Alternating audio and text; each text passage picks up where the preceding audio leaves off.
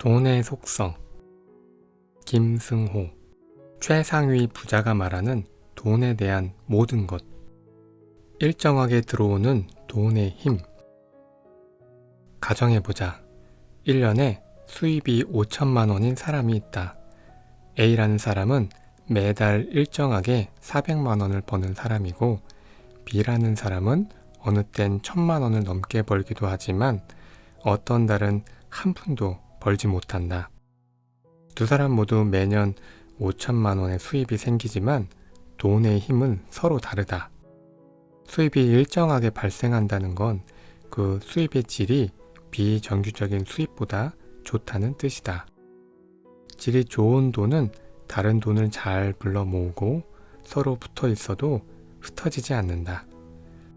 비정규적인 돈보다 힘이 강해 실제 액면 가치와 상관없이 잠재 가치 척도 주가 수익률이 높다. 농사를 짓는데 필요한 강수량이 1000mm라고 가정해보자. 그런데 봄에 한번 500mm 퍼붓고 가을에 한번 500mm 퍼붓는다면 그 땅에서는 농사를 지을 수 없다. 홍수 아니면 가뭄이기 때문이다. 대신에 하루 10mm씩이라도 매일 꾸준히 내린다면 상당히 좋은 결실을 맺을 수 있다. 브라질의 렌소이스 사막은 연간 강수력이 1600mm나 되지만 아무것도 키우지 못한다. 6개월에 한 번씩 비가 오기 때문이다. 마찬가지로 기업 운영도 가장 중요한 것은 현금 흐름이다. 현금 유입과 유출을 통틀어 현금 흐름이라고 한다. 기업의 현금 흐름이 좋지 않으면 이익이 나도 부도가 날 확률이 높아진다. 언젠가 비가 와도 당장 가뭄이 들어 작물이 타 죽는 것과 같다. 몸 안의 피도 일정하게 흘러야 사지가 움직이고 호흡도 일정해야 생명이 연장되며 음식도 일정하게 먹어야 죽지 않는다. 10분 동안 물속에 있다가 모자란 숨을 몰아넣는다고 사람이 살아날 수는 없다. 굶어 죽은 사람 입에 고기를 넣어준다고 사람이 살아나지 않는 것처럼 말이다. 돈도 같다. 현금 흐름이 일정하게 유지돼야 경제적으로 삶이 윤택해진다. 돈이 일정하게 들어온다는 건 체계화된 경찰이나 군인 수백 명만으로 수천, 수만 명의 군중을 효율적으로 통제하는 것과 같다. 이 흐름이 거친 인생을 통제할 수 있는 상태를 만들어준다. 장사나 사업을 계획 중이라면 개천을 막아 여름 한철 하루 1,000만 원 매출을 올리는 사람을 부러워 말고 매일 수십만 원씩 꾸준히 돈이 들어오는 국밥집을 부러워해야 한다. 여름철에 번 1,000만 원은 그 돈이 솜사탕처럼 가벼워서 만지기만 해도 쉽게 부서지지만 국밥집 100만 원은 단풍나무처럼 단단해서 건물도 만들어낼 수 있기 때문이다. 행사 때 몰려온 단체 손님을 상대하느라 단골을 무시하는 사장은 성공할 수 없다. 비정규적인 수입은 한 번에 몰려든 돈이라 실제 가치보다 커 보이는 착각을 일으킨다. 그래서 자신이 많은 돈을 벌게 된 줄 알고 사치하고 함부로 사용하게 돼 결국 모으지 못하게 된다. 흔한 생각으론 돈이 또 언제 들어올지 모르니 저축을 해가며 살 것 같아도 실제로 그렇게 조정하는 사람은 별로 없다.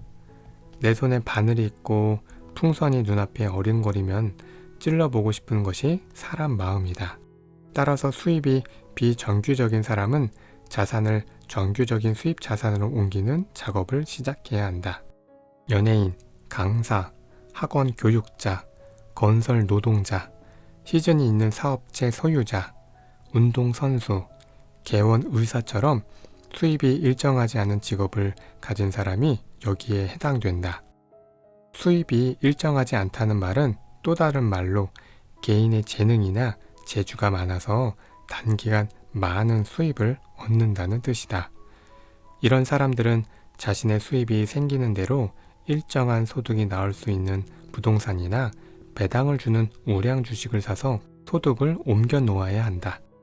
하루라도 빨리 일정한 소득으로 옮겨 놓지 않으면 비정규적인 돈은 정규적인 돈을 소유한 사람들 아래로 빨려 들어가고 말 것이다. 정규적인 돈과 비정규적인 돈이 싸우면 언제든 정규적인 돈이 이기기 마련이다. 규칙적인 수입이 가장 큰 장점은 미래 예측이 가능해진다는 점이다. 미래 예측이 가능하다는 말은 금융자산의 가장 큰 적인 리스크를 제어할 수 있다는 뜻이다. 리스크는 자산에 있어 가장 무섭고 두려운 존재이며 모든 것을 앗아갈 수 있다. 어디에 숨어 있는지 몰라서 모퉁이를 돌다 갑자기 맞닥뜨릴 수 있는 것이 리스크다. 이 리스크를 제어할 수 있다는 건 대단한 장점이다. 그 자체가 신용을 부여하며 이 신용은 실제 자산으로 사용할 수 있어 같은 5천만 원이라도 1억 원 혹은 그 이상의 자산으로 변형돼 현실에 나타난다. 좋은 돈이 찾아오게 하는 7가지 비법. 1. 품이 없는 모든 버릇을 버려라. 욕을 하고 투덜거리는 것, 경박한 자세로 앉아있는 것, 남을 비웃는 것, 지저분한 차림, 약속에 늦거나 변경하는 일 등의 이런 모든 행동은 품이 없는 짓이다. 2. 도움을 구하는데 망설이지 마라. 묻고 요청하고 찾아가고 부탁하라. 반드시 물음에 답을 주고 도움을 주고 반기는 사람이 있다. 3. 희생을 할 각오를 해라. 작은 목표에는 작은 희생이 따르고 큰 목표에는 큰 희생이 따른다. 공부를 위해서는 잠을 포기해야 하고 돈을 모으기 위해선 더 많은 시간을 일해야 한다. 4. 기록하고 정리하라. 투자 내역, 정보, 갑자기 생각난 아이디어, 명함, 사이트 암호들, 구매 기록 등을 모두 정리하거나 기억하라. 이것은 재산이며 동시에 당신을 보호한다. 5. 장기 목표를 가져라. 산을 오르려면 봉우리가 보여야 한다. 즉각적인 자극에 유혹당하지 말고 평생 지킬 만한 가치를 찾아라. 6. 제발 모두에게 사랑받을 생각을 버려라. 눈치 보지 말고 비난에 의연하고 무리와 어울리는 것에 목숨을 걸지 마라. 진정한 친구는 2명도 많고 가족의 지지가 모든 것의 기초다. 부정적인 사람과 결별하고 당신보다 나은 사람들과 어울려라. 7. 시간이 많다고 생각하지 마라. 투자는 지금도 늦었고 저절로 수고 없이 느는 것은 나이밖에 없다. 1살이라도 젊어서 투자하면 1살이라도 어릴 때 부자가 된다. 직장인이 부자가 되는 2가지 방법. 우리가 직장에 다니는 이유는 크게 3가지다. 안정적인 삶에 더 가치를 두고 있다는 뜻이고, 창업에 대한 희망보다 두려움이 더 크다는 뜻이며, 창업 욕망이 있어도 아이디어나 자본이 없기 때문이다. 할 수 없이 직장을 다녀야 한다면 직장인으로 백만장자가 되는 방법은 임원이나 사장이 되는 것이다. 그러나 임원이 되거나 사장이 되고자 할 때 본인이 직장인으로 행동하면 가능성은 거의 없다. 급여를 받고 지시를 받고 정해진 시간에 일하는 피고용인이 아니라 급여를 주고 지시를 하고 시간에 상관없이 일하는 고용주처럼 일해야 한다. 즉, 스스로 1인 기업이라 생각하면 된다. 그러면 상사나 회사는 내 고객이 된다. 시키는 일을 하는 피고용인이라고 생각해서는 안 된다. 자신은 나라는 비즈니스를 경영하는 경영자다. 기획팀 직원이 아니라 회사와 기획 서비스를 계약한 비즈니스 파트너라고 생각하라. 내 서비스에 만족하면 회사는 계약을 갱신할 것이고 비용을 올려도 기꺼이 지불하려 할 것이다. 나를 1인 기업의 경영자라고 생각하면 항상 서비스 개선을 위해 고민하고 노력할 것이다. 나로 인해 고객의 수입이 더 발생할수록 나도 수입이 더 발생하고 승진을 이어가게 된다. 사용자 입장에서 보면 한 명의 직원으로 인해 회사 수입이 증가하면 일반 사원의 급여치를 지불하고 싶어도 하지 못한다. 퇴사하면 걱정이 되고 그가 창업할까봐 염려되니 결국 동업자 역할을 줄 수밖에 없다. 동업을 할 수 없으면 승진을 시켜서라도 급여나 이익을 나눠줘야 한다. 회사 입장에서 보면 직원은 세 종류다. 급여만큼 일을 못하는 사람, 급여 정도는 일하는 사람, 급여보다 훨씬 더 많은 이익을 만드는 사람이다.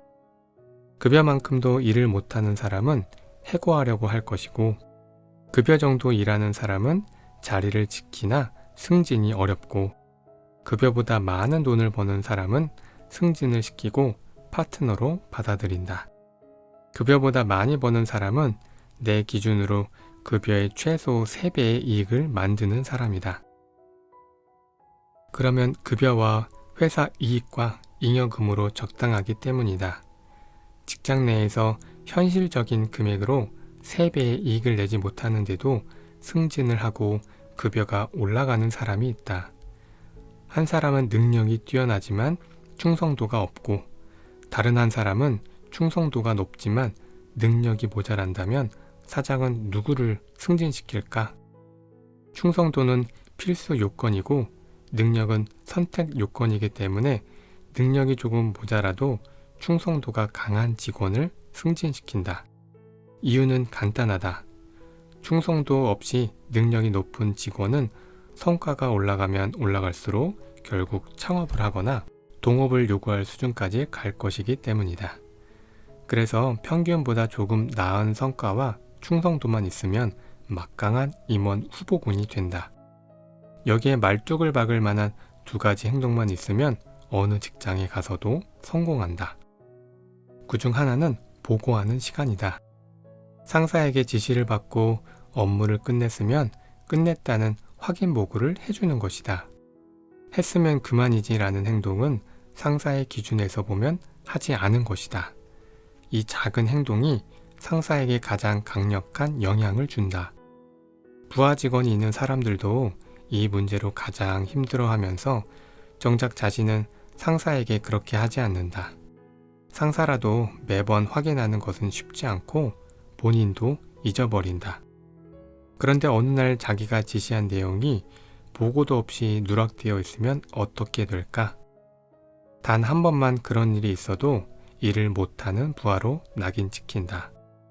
그동안 99% 제 시간에 잘 수행한 업무는 의미가 없어진다.